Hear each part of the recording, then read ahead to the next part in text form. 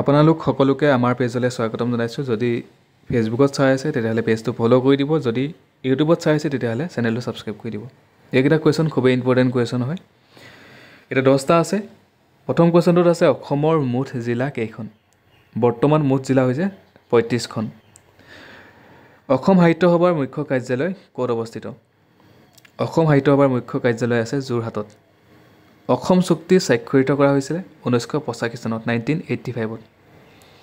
প্ৰথম অসমীয়া কথাছবি জয়মতীৰ মূল নায়িকা হৈছে আইদেউ সন্দিকৈ। মনত ৰাখিব, এইকেইটা কুৱেশ্যন আচলতে খুব ৰিপিট হৈ থকা কুৱেশ্যন হয়।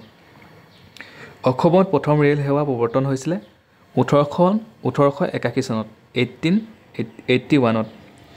অসম মহিলা ফুটবল সংস্থা গঠন হৈছিলে 1985 চনত 1985ত।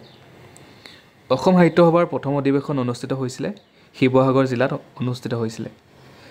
শ্ৰীমন্ত শংকৰদেৱৰ দ্বাৰা ৰচিত আটাইতকৈ সৰু গ্ৰন্থখনৰ নাম হৈছে গুণমালা। অসমৰ সৈতে আন্তঃৰাষ্ট্ৰীয় সীমা জড়িত থকা দেশ হৈছে ভূটান আৰু বাংলাদেশ।